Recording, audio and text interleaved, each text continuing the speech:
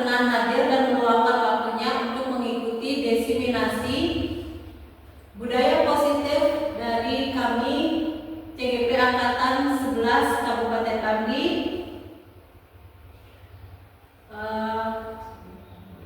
Di sini kami berkolaborasi dalam memaparkan materi tersebut.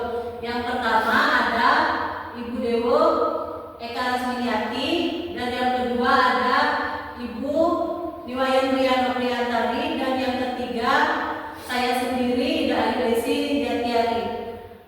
Materi pertama akan dipaparkan oleh Ibu Dewo. Kepada Ibu Dewo kami persilahkan. 4. Budaya positif di SD Negeri 53. Kami bertiga, yaitu yang pertama ada saya sendiri Ida Ayu Desi Jatiari, kemudian ada Ibu Niwayan Riano Priantari, dan yang ketiga ada Ibu Dewo Ayu Rasminiati. Nah, untuk materi pertama akan dipaparkan oleh Ibu Dewo. Kepada Ibu Dewo saya persilahkan. Baik, terima kasih Bapak Ibu. Mohon waktunya sebentar di sini yang membawakan materi yang pertama.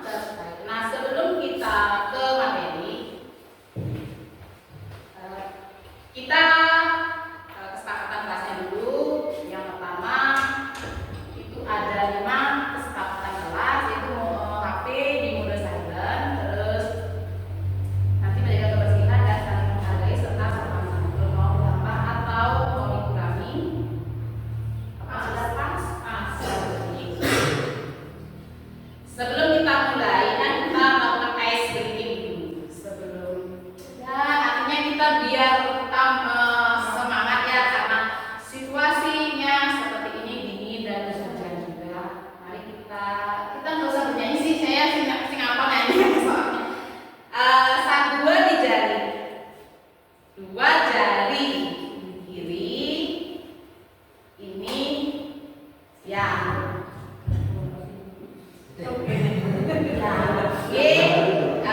Kita tembak-tembakan. Itu senang kotak sih sebenarnya. 1, 2, 3.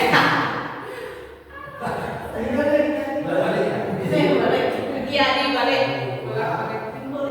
Ditembak-tembak.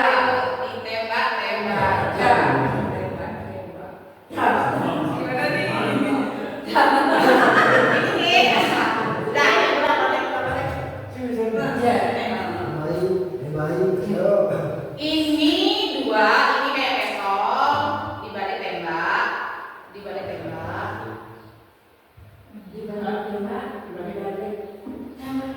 Kanan yang tembak, kiri tembak.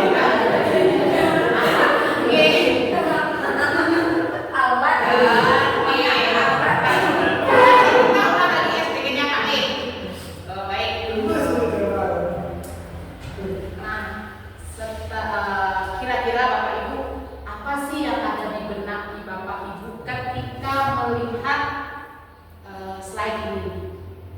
Ada budaya positif, ada lingkungan positif, ada keyakinan kelas, dan ada peraturan kelas. Disiplin, ya, disiplin. Apalagi kira-kira yang dari Ibu Bapak pikirkan, bayangkan dari budaya positif, lingkungan positif, keyakinan kelas, peraturan kelas. Dan kenapa juga tidak peraturan kelas? Kenapa juga harus keyakinan kelas?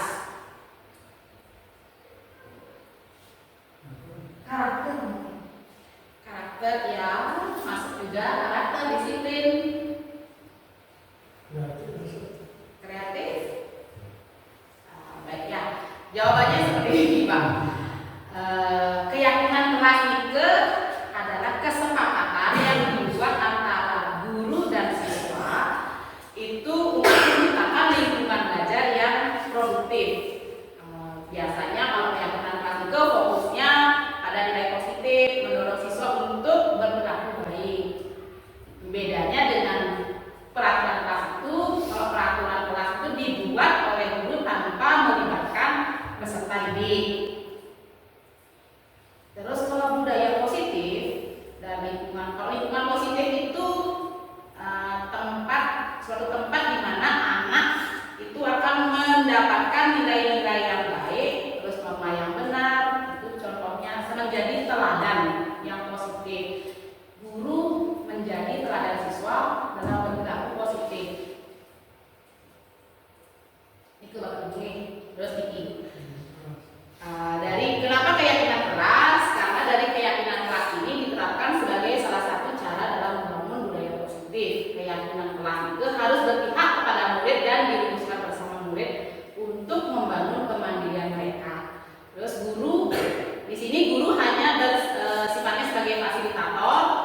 Guru secara keyakinan klasiki dibuat secara universal, mencakup berbagai aspek kesepakatan atau aturan yang sudah berlaku. Terus budaya positif di sekolah itu disusun secara terstruktur dan sistematis dengan melibatkan seluruh stakeholder sekolah, kepala sekolah, guru, siswa itu dilibatkan dalam menciptakan sebuah budaya positif yang nantinya untuk meningkatkan karakter dari siswa serta sumber daya manusia yang ada di sekolah seperti itu. Terus ini, nah sebelum kita lanjut ke penerapan disiplin positif dengan 5 posisi kontrol dengan menerapkan segitiga restitusi, kita alangkah baiknya ketahui dulu definisi pendidikan.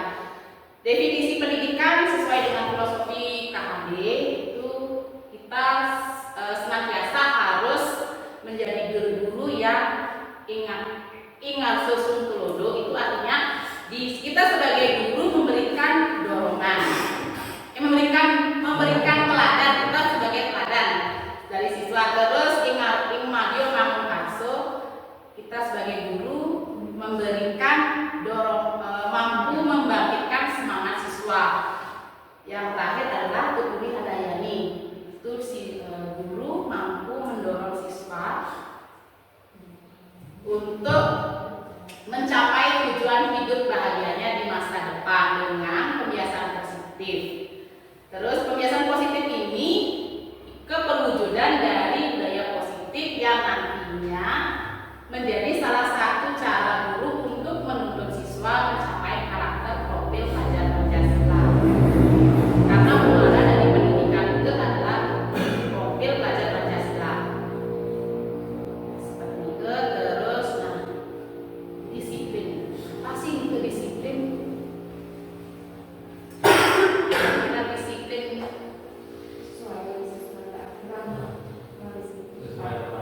aturan sesuai peraturan, berarti tingkah laku yang sesuai aturan. Nih.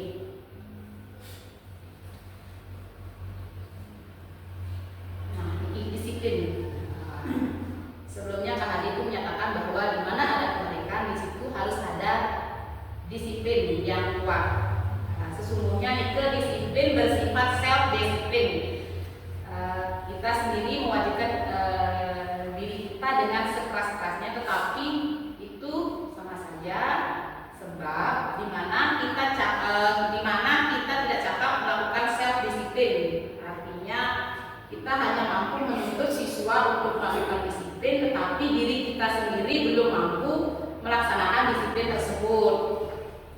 Terus di sini sehingga wajiblah penguasa, artinya guru-guru ini mendisiplinkan diri sebelum mendisiplinkan orang lain. Ke konsepsi dari keteladanan sikap merdeka. Nah, pemikiran Ki Hajar Dewantara itu sejalan dengan pandangan Dian Boston dalam bukunya Restructuring School Discipline. Di sana dinyatakan bahwa arti kata disiplin berasal dari bahasa Latin disiplin yang artinya belajar. Kata disiplin ini juga berasal dari akar kata yang sama dengan disciple atau murid atau pengikut. Untuk menjadi seorang murid atau pengikut, seorang harus paham betul alasan mengapa mereka mengikuti suatu aliran atau ajaran tertentu, sehingga motivasi yang terbangun adalah intrinsik bukan ekstrinsik.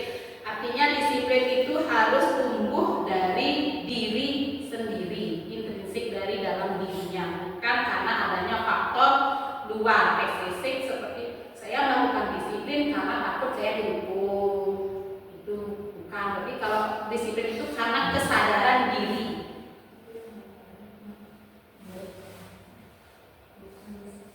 Nah, di sini disiplin positif itu merupakan kebiasaan baik yang di sekolah untuk mewujudkan tujuan merdeka belajar atau mencapai profil pelajar Pancasila, di mana dalam perjalanannya di sekolah para siswa diharapkan mampu menjadi insan yang beriman, bertakwa kepada Tuhan yang Maha Esa, dan berakhlak mulia, bergaul dengan global, bergotong royong, mandiri, benar kritis dan kreatif.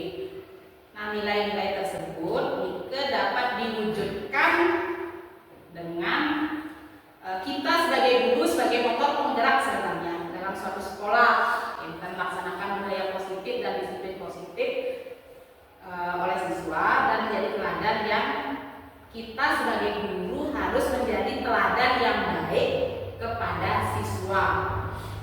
kita dulu menumbuhkan kesadaran diri dalam berdisiplin positif, baru menerapkannya kepada siswa seperti ini. Dengan cara apa? Tujuan disiplin positifnya yang pertama itu adalah menumbuhkan perilaku positif didasarkan pada nilai-nilai kebajikan yang mereka percaya, bukan akibat paksaan, ujian atau hukuman. Artinya untuk melakukan disiplin itu bukan karena saya takut datang terlambat nanti dimarahi oleh kepala sekolah, bukan, tetapi karena memang kesadaran diri sendiri untuk melakukan disiplin ini. Terus yang kedua tujuannya adalah untuk menerapkan disiplin, mengajarkan anak untuk bertanggung jawab dan mandiri dalam menyelesaikan masalah. Terus yang ketiga, perubahan paradigma dari stimulus respon ke teori kontrol. Itu nanti akan dibahas juga dalam 5 posisi kontrol kita sebagai seorang pendidik. Terus ini perilaku. Untuk menumbuhkan disiplin positif itu ada 2 faktor yang mempengaruhi, adanya faktor eksternal dan faktor internal. Kalau faktor eksternalnya itu ada motivasi diri dari faktor eksternal dari luar untuk menghindari hukuman, terus untuk mendapatkan imbalan pujian. Berarti kalau faktor eksternalnya itu kan melakukan disiplin positif dan biasanya datang tepat waktu karena saya pengen mendapat pujian. Itu faktor eksternalnya. Kalau internalnya berarti dari diri sendiri itu untuk menjadi diri sendiri sesuai dengan nilai-nilai yang kita percaya. Itu. Terus, untuk selanjutnya hanya itu pemaparan dari yang di disiplin positif. Untuk selanjutnya waktu yang serahkan kepada moderator. Silakan Ibu. Oke. Untuk 5 posisi kontrolnya, di bagian yang untuk memaparkan. Jadi di sini 5 posisi kontrol guru, yaitu yang pertama ada penghukum, yang kedua ada pembuat rasa bersalah, ketiga ada sebagai teman, dan keempat ada pemantau, serta yang kelima ada sebagai manajer. Penghukum. Seorang penghukum bisa menggunakan hukuman fisik maupun hukuman verbal. Guru-guru menjalankan posisi penghukum senantiasa mengatakan bahwa sekolah membutuhkan suatu alat yang dapat lebih menekan murid. Guru-guru yang menerapkan posisi kontrol menghukum biasanya menggunakan kata-kata sebagai berikut, yaitu yang pertama, patuhi aturan saya atau awas. Yang kedua, kamu selalu saja salah. Guru seperti ini senantiasa percaya ada satu cara agar pembelajaran bisa berhasil, yaitu dengan cara dia memberikan hukuman. Yang kedua, pembuat rasa bersalah. Pada posisi ini biasanya guru berbicara lebih lembut. Membuat rasa bersalah akan membuat keheningan yang membuat seorang lain merasa tidak nyaman, bersalah atau rendah diri. Kata-kata yang biasa keluar dari kontrol pembuat rasa bersalah ini itu sebagai berikut. Ibu sangat kecewa dengan kamu. Yang kedua, berapa kali ibu harus memberitahu kamu ya? Nah, seperti itu. Yang ketiga, sebagai teman. Pada posisi ini tidak akan menyakiti murid, namun akan tetap berupaya mengontrol melalui persuasi. Posisi teman bisa berdampak negatif ataupun positif. Contoh perkataan pada posisi kontrol sebagai teman itu sebagai berikut. Yang pertama, ayo bantulah semua ini demi Bapak. Atau yang kedua, ayo ingat tidak dengan bantuan yang selama ini sudah Ibu berikan. Nah, seperti itu. Yang keempat yaitu posisi kontrol sebagai pemantau. Pemantau berarti mengawasi. Pada saat kita mengawasi, bertanggung jawab terhadap perilaku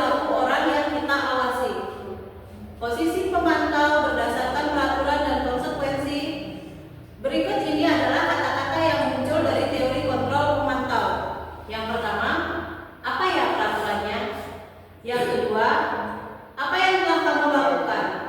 Yang ketiga, sanksi atau konsekuensi apa ya kira-kira? Nah, seperti itu.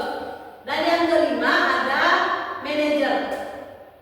Manajer adalah posisi di mana guru berbuat sesuatu bersama dengan murid, mempersilahkan murid mempertanggungjawabkan perilakunya, mendukung murid agar dapat menemukan solusi dari atas permasalahannya. Dalam manajer, siswa diajak menganalisis kebutuhan dirinya maupun kebutuhan orang lain. Dalam posisi ini ada kalimat yang keluar dari seorang guru. Apa yang kita yakini? Nah, itu biasanya kembali ke keyakinan kelas yang ada di masing-masing kelas. Apakah kamu meyakini? Jika kamu meyakini, apakah kamu benar bersedia memperbaikinya?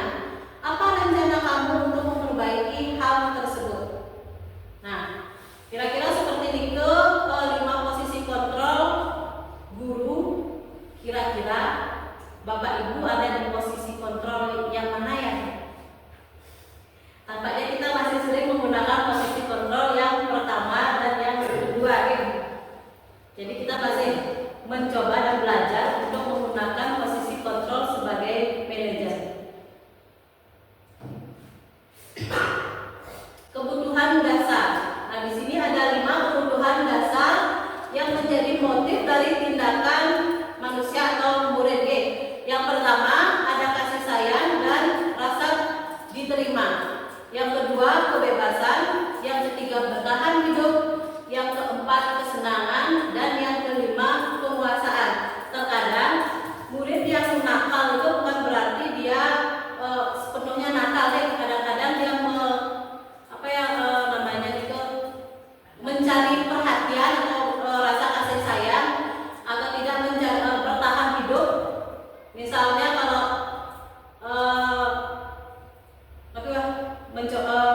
saat kita memberikan tugas, dia bolak-balik ke depan untuk bertanya, mungkin dia di sana sedang membutuhkan rasa kasih sayang atau perhatian dari gurunya, atau mungkin saat murid tersebut meminta snack dari temannya, tapi dengan cara yang tidak tepat, dan itu mungkin dia ingin mencicipi snack tersebut, namun dia tidak memiliki bekal lagi. Nah, itu mungkin ada di kebutuhan dasar, kebutuhan hidup, bertahan hidup.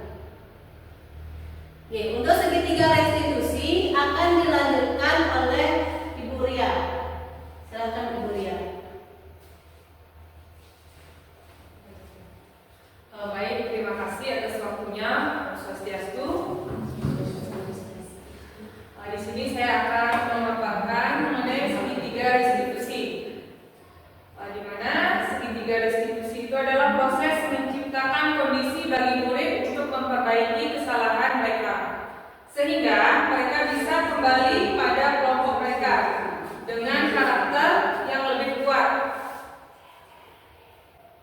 Terus suatu proses dialog yang dijalankan guru atau orang tua agar dapat menghasilkan murid yang mandiri dan bertanggung jawab. Nah, ini gambaran segitiga restitusi ya. Di segitiga restitusi itu yang pertama ada ya menstabilkan identitas. Yang kedua ya memvalidasi tindakan yang salah. Terus yang terakhir ada yang ketiga yaitu menanyakan keyakinan. Di dalam menstabilkan identitas, guru dapat memberikan satu pertanyaan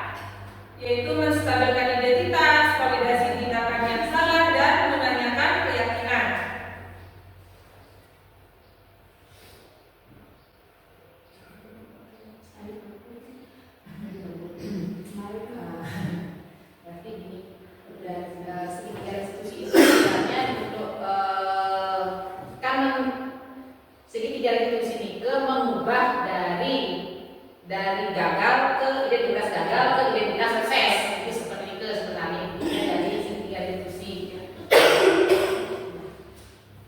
Ini dari identitas gagal yaitu hukuman. Ya. Benar. Identitas gagal ke identitas sukses. Di identitas gagal itu kita memberikan hukuman.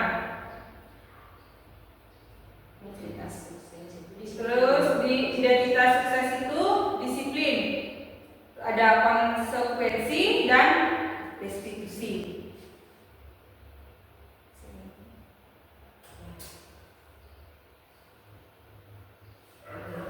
Nah, Ini langkah-langkah restitusi.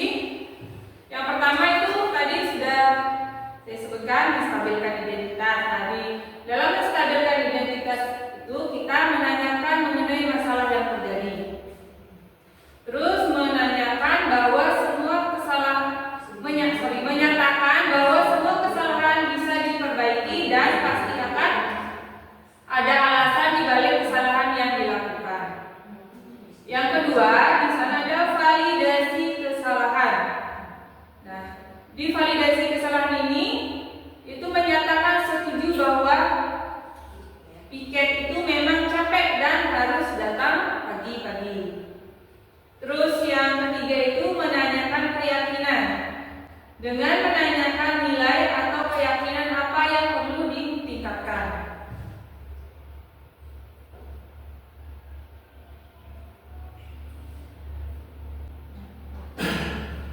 Di dalam menstabilkan identitas, kita dapat mengubah identitas anak dari orang yang gagal karena melakukan kesalahan menjadi orang yang sukses. Tidak ada manusia yang sempurna. Berbuat kesalahan adalah bagian dari proses pembelajaran.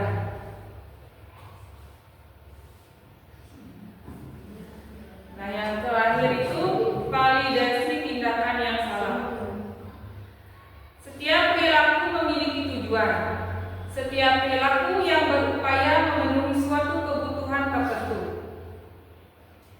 Mengakui kebutuhan murid akan memperbaiki hubungan dengan murid.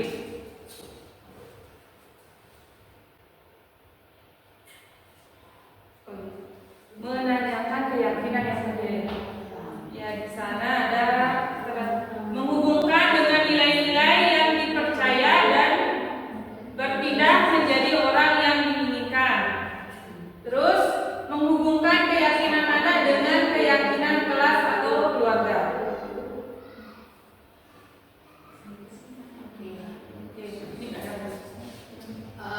Baik, nah ini kan tadi sudah dipaparkan terkait 5 posisi kontrol dan segitiga restitusi. Nah, di sini ada kasus salah satu. Kita akan berpraktek di sini menerapkan segitiga restitusi.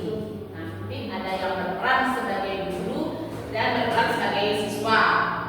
Nah, kasusnya ini adalah siswa kelas 6 atas nama Dinda. Dinda sering tidak melaksanakan piket dalam kelompok dan kelompok piket lainnya. Dia tidak mau mengerjakan, pokoknya tidak mau mengerjakan tugas piketnya. Nah, sebagai seorang guru, ini memanggil Dinda dengan menggunakan segitiga restitusi. Kita akan menyelesaikan masalah dari Dinda ini. Keyakinan kelasnya itu ada 2, tanggung jawab dan disiplin. Tadi kan sudah dijelaskan terkait segitiga restitusi itu mengubah identitas gagal menjadi identitas sukses.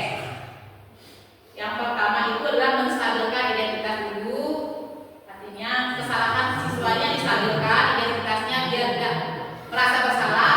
Terus kedua, setelah distabilkan kita menanyakan, memvalidasi kesalahan, menanyakan kenapa bisa berbuat seperti itu. Terus alasannya ditanyakan kenapa Dinda ini tidak melaksanakan piket. Terus yang ketiga terakhir juga segitiga restitusinya kan menanyakan keyakinan mana yang sudah dilanggar dan keyakinan mana yang akan ditingkatkan, seperti itu. Terus nanti bisa berpraktek satu menjadi guru, satu menjadi siswa. Siapa yang Bang Omang bisa menjadi murid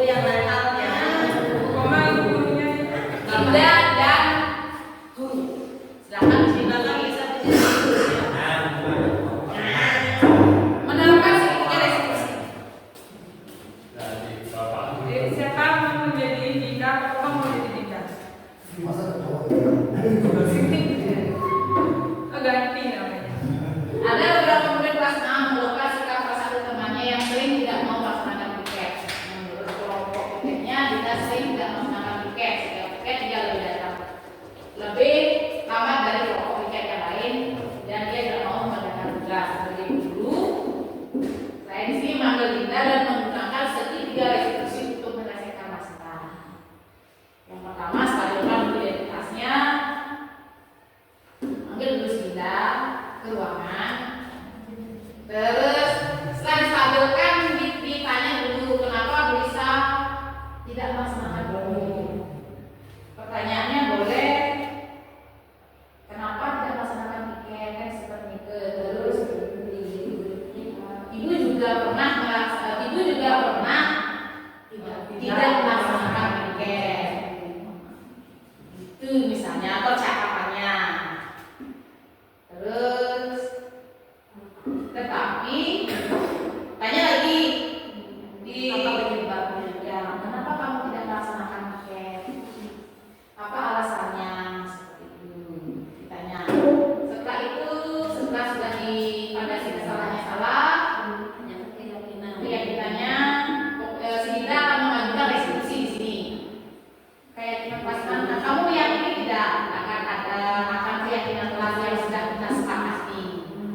Kan gitu nih, sudah misalnya. Terus keyakinan kelas mana yang kamu langgar? Pokoknya di sana setelah itu si Dinda akan mengajukan restitusi. Ayo Bapak Ibu silakan berpraktek dalam menyelesaikan kasus ini dengan menggunakan segitiga restitusi. Keyakinan kelasnya ini ada tanggung jawab dan disiplin. Saya dari guru ini, kamu dari murid ini.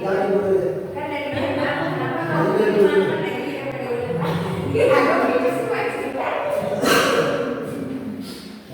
Ayo Pak Mamat sama Pak Nyaman sama Pak Edo juga boleh. Ayo oke. Jangan murid deh. Jangan murid deh. Ayo Pak Mamat jadi murid jadi dapetnya. Aku mau lagi murid. Ayo. Iya, muridnya sedang duduk. Yang muridnya apa? Sekarang yang mana yang mana? Paman dulu. Ayo dong. Paman kan dulu. mana lagi sih? Nanti setelah kita berpraktek menggunakan segitiga restitusi ini bisa diterapkan di kelas masing-masing. Sekarang kan tidak lagi menjadi penghukum, ya, jadi manajer. Guru adalah sebagai manajer, tidak boleh menghukum. Yang ditanyakan guru, Dinda, kenapa kamu? Ibu dengar kamu tidak pernah melaksanakan KKN. Dijawab di sana. Ya Bu, kenapa Dinda bisa melaksanakan kenapa Dinda bisa tidak melaksanakan piket? Misalkan alat ini beralasan nih, sekarang Dinda berargumen entah apa alasannya, apa karena dia capek, apa karena dia malas, terserah Dindanya. Tidak membuat alasan. Alasan. Terus si guru bertanya lagi. Ibu juga pernah capek, malas, bilang melaksanakan piket, misalnya gitu. Kan tentunya dijawab lagi sama siswanya. Ayo Paman.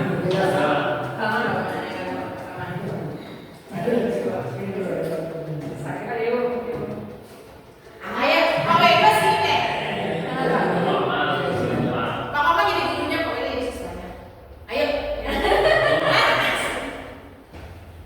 Tekan ini.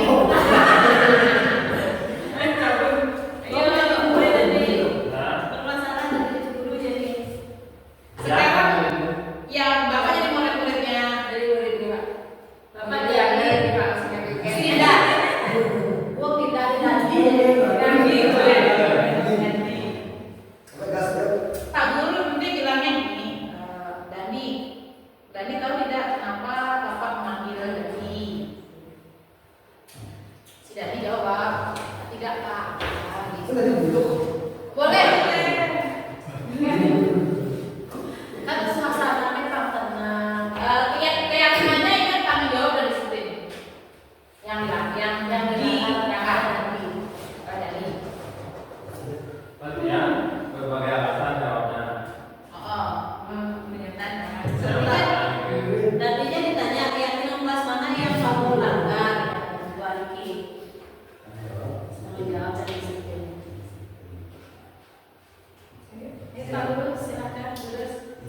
jadi. Karena cowok bisa diubah menjadi jadi. Nah, siapa ada sireng jadi. Jadi tadi tahu nggak kenapa kamu dipanggil kalau kenal? Belum Pak. Ada apa ya? Pak Renal, jadi saat ini kamu yang mengajar. Udah, tiketnya cuma terlambat terkadang teman-teman tidak mau pajak, makanya masuknya sering terlambat karena setiap tiket seperti saya sendiri dari diajak.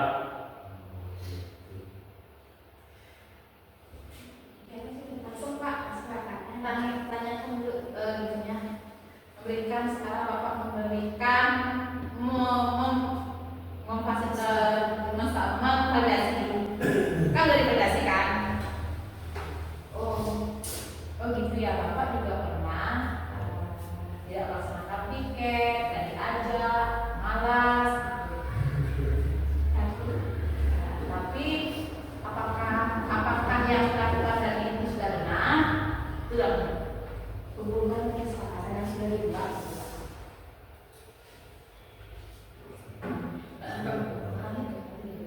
Oh gitu. Itu sekarang apa juga keras itu nanti aja bully untuk kita itu, tapi Perbuatan apa tidak melaksanakan piket itu sudah benar apa tidak? apakah perbuatan masyarakat yang masyarakat itu perbuatan yang benar apa gimana? Menurut saya itu tidak benar karena mungkin saya pakai alasan saya saja karena itu tidak karena saya sering tidak diajak, itulah alasan saya. Kamu yakini tidak ada? Kamu yakini akan keyakinan kelas yang sudah kita sepakati? Itu di wilayah ini ada yang kelas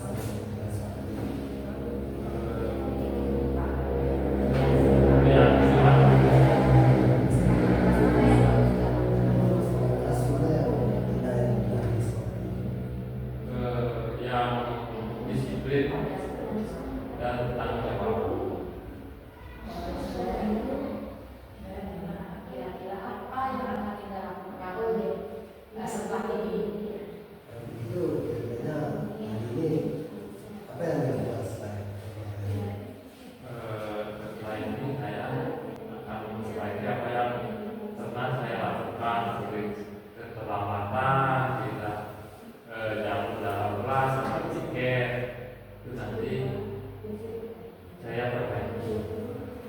Karena kamu sudah menyadari kesepakatan keyakinan kelas. Jadi karena kamu sudah menyadari kesalahan dan keyakinan kelas yang disepakati, sampai kalau ini sudah punya sini jaga kelas atau karena yang ini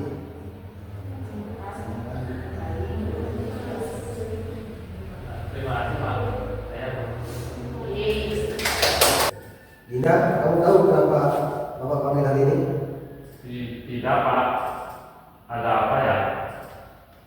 Dina, apa benar kamu tidak pernah melaksanakan piket pada kesehariannya? Iya Pak. Kenapa kamu tidak mau melaksanakan piket?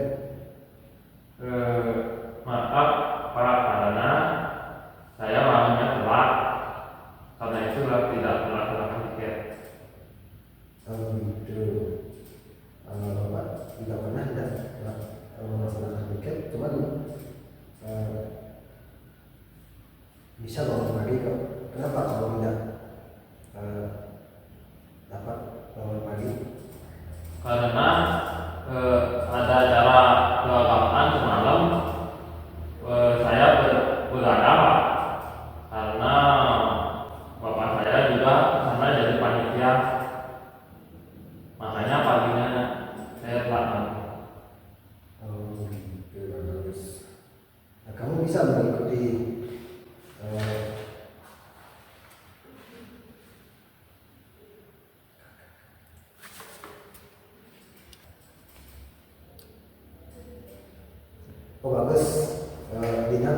seperti persembahyaan selesai, kamu sudah memiliki ibadah yang tidak masih ingat keyakinan kelas kita.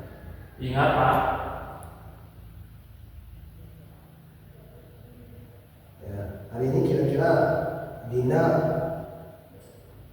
melanggar keyakinan kelas yang mana? Disiplin dan tanggung jawab. Sekarang kira-kira apa tindakan yang Dina bisa lakukan? Saya nanti akan suruh bapak saya untuk menyetel alarm dan supaya pandangan tiket tidak lagi terlambat dan melanggar kesepakatan kelas. Bagus Dina, ini Bapak yakin ke depannya Dina bisa menjadi anak yang disiplin dan bertanggung jawab. Untuk itu Dina boleh istirahat. Ya, terima kasih Pak. Terima kasih Pak. Saya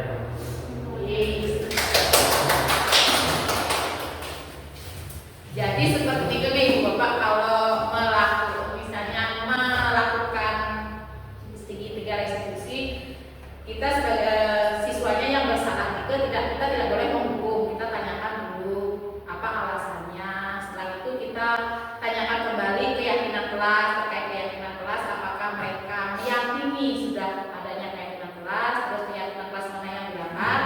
Setelah itu baru ajukan mencarikan solusi. Jadi itu adalah posisi kita sebagai manajer. Nah,